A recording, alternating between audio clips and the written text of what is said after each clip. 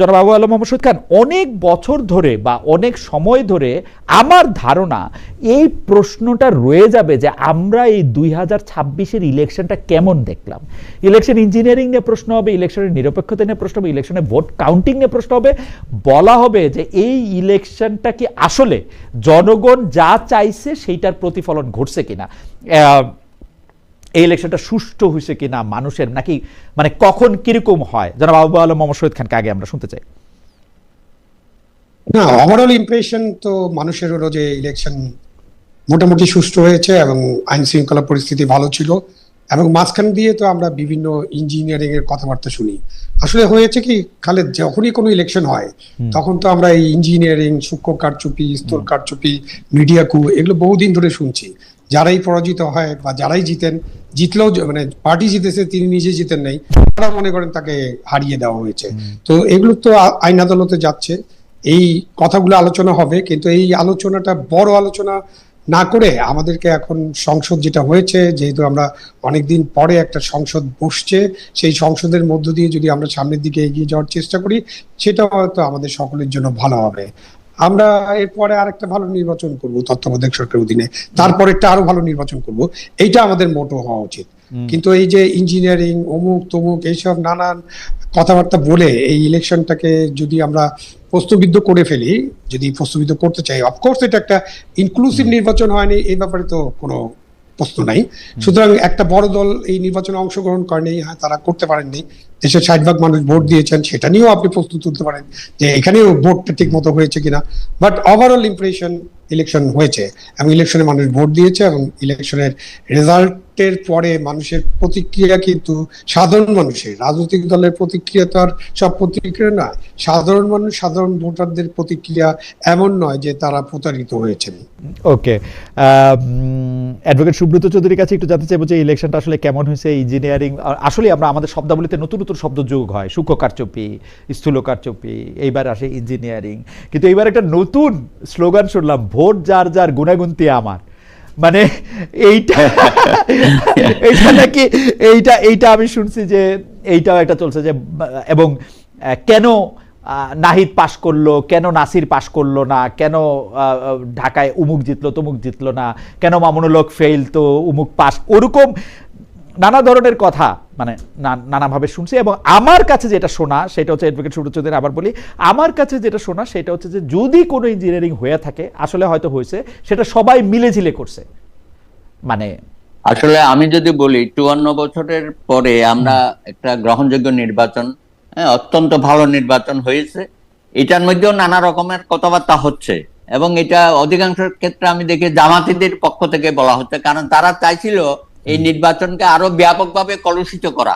এবং তার কিছু লক্ষণ আমরা দেখেছি, এই বিকাশে নগদে টাকা দেওয়া, হেলথ কার্ড দেওয়া, নানা রকম উপটোকন দেওয়া, ঘরে ঘরে বোরকা দিয়ে দেওয়া,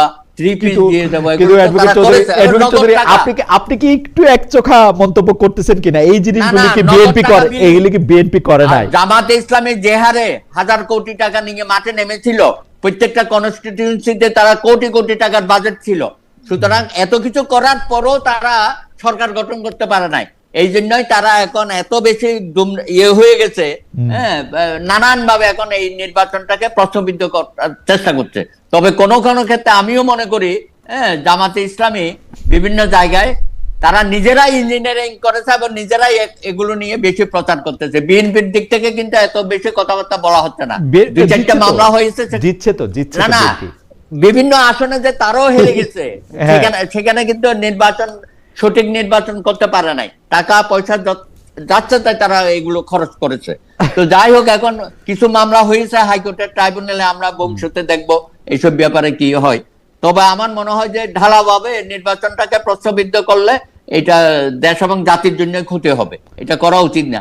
আমি আগামী দিনে আরো উন্নত মানের নির্বাচন আমরা করতে পারবো তত্ত্বাবধায়ক সরকারের অধীনে, সে লক্ষ্যেই আমরা যেন সবাই হাঁটি। এই প্রশ্নটার একটা লেজ, মানে এই প্রশ্নটারই লেজ না, এটা দর্শকদের পক্ষ থেকে, আমাদের কি বলে গবেষক দলের পক্ষ থেকে এই প্রশ্নটা একটা লেজ। আপনি কি মনে করেন যে আওয়ামী লীগের রাজনৈতিক ভবিষ্যৎ কি? এইটা আমরা একটু আবু আলম মোহাম্মদ খানের থেকে শুনে এটা শেষ করবো। আওয়ামী লীগের রাজনৈতিক ভবিষ্যৎ কি? আওয়ামী লীগের কোনো রাজনৈতিক ভবিষ্যৎ আদৌ আছে কিনা?